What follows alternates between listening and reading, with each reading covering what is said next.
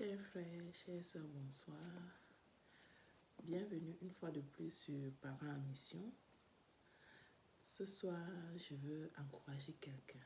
Je veux encourager quelqu'un parce que cette semaine, le Seigneur nous a permis, mon mari, moi et nos enfants, de triompher de quelque chose qui nous posait beaucoup de problèmes depuis des mois. On ne savait pas comment faire, on ne savait pas comment venir à bout de ce problème. Mais notre foi nous permettait de garder confiance en le Seigneur.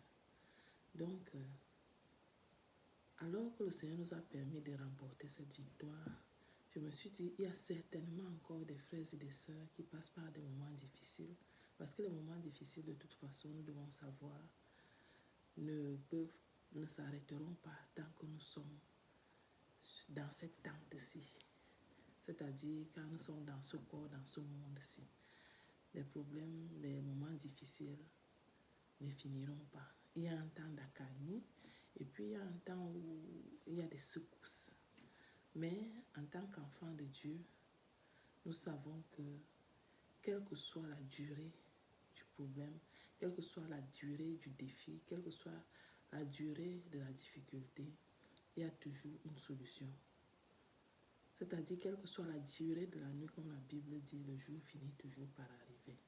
Donc, je me suis dit, je vais partager avec certains d'entre vous, afin que vous puissiez vous sentir soutenu, vous vous sentiez accompagné et surtout que vous compreniez que le Seigneur ne vous laisse pas seul, le Seigneur est avec vous. Donc, je vais partager avec vous le psaume 121 qui est un cantique. La Bible dit que c'est le cantique des degrés, mais surtout c'est un psaume de renouvellement de la confiance en le Seigneur. Donc, je vais le partager avec toi pour que tu comprennes que tu n'es pas seul. Le Seigneur ne te laisse pas seul. Quelles que soient les difficultés par lesquelles tu passes, quelles que soient les difficultés par lesquelles ta famille et toi passez, même si tu n'arrives, tu te poses la question par rapport à tes enfants, par rapport à l'avenir, comment tu vas subvenir aux besoins de ta maison. Je veux que tu saches que Jésus-Christ est avec toi. Jésus-Christ est fidèle. Il a dit, il ne nous délaissera jamais, il ne nous abandonnera pas. Ça, c'est une promesse du Père et elle est véridique. En tout cas, moi, à chaque fois, je l'ai expérimenté, j'ai vu son secours et j'ai constaté que même quand il y a un problème, il y a toujours une situation, une solution qui arrive juste au moment où la solution doit arriver. Parfois même ça arrive avant, je ne comprends pas pourquoi, parce que par exemple, il y a eu un moment où, une fois, on ne savait pas que le salaire de mon mari allait être coupé. Et on était là, on était tranquille et il avait eu un problème et nous on ne savait pas. On savait que non, le salaire passe normalement et cette fois-là, on ne savait pas que le salaire allait être coupé. Quelques jours avant, je reçois un gros montant. Je reçois un gros montant qui était vraiment le montant qui couvrait notre loyer et qui couvrait certaines charges. Au départ, je me suis dit, bon, comme en ce moment-là, j'avais besoin d'un certain nombre de choses, je me suis dit, bon, allez, on discute avec mon mari, on voit, on va faire certaines courses et puis on va garder une partie de cet argent. Mais je ne sais pas, le Saint-Esprit m'a mis à cœur d'attendre quelques jours avant de faire les dépenses que je voulais faire. Et gloire soit rendue à Dieu qu'on a attendu ces jours-là. Et le jour où on est censé recevoir la paye, il n'y a pas de paye dans le compte. Et maintenant, lorsqu'on va faire des vérifications, on voit qu'il avait été coupé. Il avait été coupé et qu'il fallait voir ce problème avec l'administration. Savoir pourquoi il avait été coupé et parce qu'il avait reçu un peu plus d'argent auparavant. Donc, c'est pour dire que souvent, avant même qu'un problème n'arrive, le Seigneur a déjà la solution. Il y a d'autres qui arrivent juste à temps, il y a d'autres qui arrivent un peu avant, mais Nous devons toujours faire attention parce que la solution est là. Le Seigneur a toujours une solution. Donc, comme je disais, je vais partager avec toi le psaume 121 parce que c'est vraiment, j'ai compris que quand tout est cassé, quand tout est à la dérive, quand on regarde de toutes parts, on se pose des questions, il y a toujours une solution. Et c'est la réponse à c'est ce que le psaume 121 nous fait comprendre d'ailleurs. Quand la Bible dit, je lève mes yeux vers les montagnes, d'où me viendra le secours? Je sais qu'aujourd'hui, tu lèves les yeux de toutes parts. Tu as des problèmes à gauche, tu as des problèmes à droite, tu as des problèmes devant, tu as des problèmes derrière. Tu ne sais même pas finalement comment est-ce que tu vas résoudre ce problème-là. Tu te poses des questions. Tu te demandes, mais d'où est-ce que me viendra la solution? J'ai déjà essayé de trouver des solutions par moi-même. J'ai déjà fait tout ce qui est humainement possible et je n'arrive pas à trouver des solutions. Mais je veux que tu saches qu'il y a d'autres avant toi qui se sont trouvés face à ce problème. Et comme le psalmiste le dit ici, quand il lève les yeux vers les montagnes, il se demande, mais d'où lui viendra le secours? D'où lui viendra le secours? Mais la réponse est là. Ce n'est pas une question pour juste se poser une question de lamentation, mais c'est une question pour dire que quel que soit le problème, quelle que soit la hauteur du problème, quelle que soit la grandeur du problème, il y a un secours certain. Et lui-même, il apporte la réponse dans le verset 2 en disant, le secours me vient de l'Éternel qui a fait les cieux et la terre. Donc, il dit que oui, il y a des problèmes. Ils ont des tailles élevées, je ne sais même pas comment je vais trouver des solutions. Mais il y a une certitude, c'est qu'il y a un endroit où je peux trouver le secours.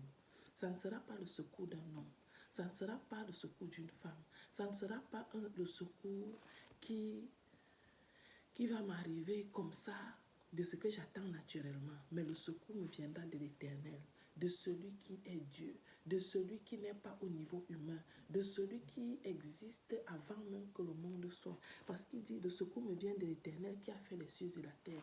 Donc ce n'est pas un homme, ce n'est pas quelqu'un qui a ma nature, ce n'est pas quelqu'un dont les moyens sont à mon niveau. De ce qui me vient de l'Éternel, donc de celui qui est Dieu, de celui qui est au-dessus de tout, parce que c'est lui qui a fait les cieux et la terre, c'est lui qui a tout fait, c'est lui qui a fait les êtres humains, c'est lui qui a fait la nature telle qu'elle est, c'est lui qui a fait toutes choses, c'est de lui que va venir le secours, parce qu'il a le regard sur toi, c'est lui qui t'a créé, c'est lui qui t'a pensé, c'est lui qui t'a attiré à lui, c'est l'Éternel qui t'a attiré à lui. Et c'est avec lui que tu as une alliance. Le secours te viendra de lui parce que tu n'es pas en train de chercher vainement quelqu'un qui n'a pas de solution. Non, c'est lui qui a créé les cieux et la terre. Et c'est lui qui a envoyé celui sans qui le salut n'aurait pu être, Jésus-Christ. Donc c'est de lui que te viendra le secours. Comme le secours du salut t'est venu de lui, c'est aussi comme ça qu'il t'apportera le secours dans la situation dans laquelle tu es. Dans la situation où tu sais qu'il n'y a plus personne qui peut t'aider, il n'y a personne qui peut venir à ton secours, il n'y a personne qui peut remuer le petit doigt pour toi, mais lui, le secours va venir de lui. La solution va venir de lui. Lui-même, il sait comment il va faire pour que la réponse à ce que tu recherches te parvienne. Ça ne sera pas parce qu'un homme aura intervenu. Et même si un homme intervient, c'est parce que lui, il aura poussé cet homme-là à intervenir en ta faveur. Donc, c'est ce que la parole dit ici, que le secours me vient de l'Éternel qui a fait les cieux et la terre. C'est pour dire que le secours vient de celui qui a tout fait, de celui à qui rien n'échappe, de celui qui a le contrôle de toutes choses et de celui qui a la décision sur toutes choses. Et la Bible continue ici qu'il ne permettra point que ton pied chancelle. Donc, il ne va pas permettre que tu puisses défaillir. Il ne va pas permettre que tu puisses fauter parce que tu veux une solution à ton problème. Quel que soit ton problème, mon frère, ma soeur, je te dis que le Seigneur ne permettra point que ton pied chancelle. C'est pour ça qu'il apportera le secours. Attends son secours. Il ne va pas te laisser abandonner. Il ne te laissera pas, il ne t'abandonnera pas. Il ne t'abandonnera pas à toi-même. Il ne te laissera pas te morfondre. Non, le secours va venir de lui et il ne va pas permettre que tu tombes dans les pièges de l'ennemi. C'est pour ça que la Bible dit qu'il ne permettra point que ton pied chancelle. Il ne va pas permettre que tu tombes dans les ruses du diable. Il ne va pas attendre que tu te compromettes, non. Il faut, toi, l'attendre parce qu'il a la juste mesure des choses. Il a le juste timing et le secours viendra de lui. Et il ne va pas permettre que ton pied chancelle. Il ne va pas permettre que tu tombes en faute. Il ne va pas permettre que tu entres, tu ouvres une brèche au diable dans ta vie parce qu'il fallait à tout prix trouver une solution. Et le psalmiste continue en disant, celui qui te garde ne sommeillera point. Ça veut dire que celui qui te garde là, il ne va pas rester tranquille jusqu'à ce qu'il ait donné une solution à ton problème. Donc c'est pour ça qu'il ne faut pas t'inquiéter. C'est pour ça qu'il ne faut pas te casser. C'est pour ça qu'il ne faut pas commencer à courir à gauche et à droite comme si en allant de toutes parts, en expliquant à tout le monde ton problème, c'est là où il y aura la solution. Non. La Bible déclare que c'est dans le calme et la sérénité que se trouve la réponse. Donc, il dit ici que celui qui te garde ne sommeillera point. Sois sûr qu'il ne va pas se croiser les bras, il ne va pas tarder, parce qu'il sait ce à quoi tu fais face. Je veux t'encourager ce soir pour te dire que Dieu est fidèle. Il est fidèle et il est fidèle envers ceux qui le recherchent. Dieu est fidèle envers ceux qui le craignent. Il est fidèle envers ceux qui espèrent en lui. Espère en Jésus-Christ. Il ne te décevra pas. Ce que je dis, ce ne sont pas juste une volonté d'encourager par des vains mots. Ce sont des expériences que j'ai vécues. J'en ai tellement vécu. Et je crois que tout enfant de Dieu qui est un certain temps avec le Seigneur se rend compte que le Seigneur est toujours à l'heure. Celui qui sait rester un peu calme, qui sait attendre, qui sait écouter, sait que le Père est fidèle. Celui que tu invoques, il n'est pas seulement l'Éternel pour toi, c'est-à-dire le Dieu Tout-Puissant. Il est ton Père. C'est ce que même Jésus-Christ nous a appris en disant que lorsque nous l'invoquons, lorsque nous prions, que nous disions notre Père. Notre Père parce que nous avons une filiation avec lui. Et la filiation que nous avons avec lui, c'est à travers Jésus-Christ qui nous a introduits dans son alliance. Et l'alliance qu'on a avec le Père, qui est une alliance en le sang de Jésus-Christ, est une alliance indéfectible. Donc, c'est pour te dire que il ne va pas t'abandonner. C'est un bon Père. Christ même a dit que si méchants comme les hommes sont, ils peuvent donner des bonnes choses à leurs enfants. À combien plus forte raison le Père qui est dans les cieux ne le fera-t-il pas pour ceux qui le lui demandent? Ne donnera-t-il pas le Saint-Esprit à ceux qui le lui demandent? Et alors, le Père interviendra pour toi. Nous avons un papa bon. Nous avons un papa fidèle. Nous avons un papa excellent. Il n'est pas le genre de papa qui abandonne. Il n'est pas celui-là qui est incapable, pour qui le problème est au-dessus. Non, il est celui qui a fait toutes choses. C'est ce qui nous est rappelé ici dans le verset 2. Qu'il est celui qui a fait les cieux et la terre. C'est lui qui a fait les cieux et la terre. Mon frère, ma soeur, tourne le regard vers lui. Tourne le regard vers lui. Tu lui dis, Père, je lève mes yeux vers les montagnes, d'où me viendra le secours. Personnalise. Tu dis que Père, le secours me vient de toi. C'est toi qui as tout fait. Même ceux à qui je fais face, c'est toi qui les as fait.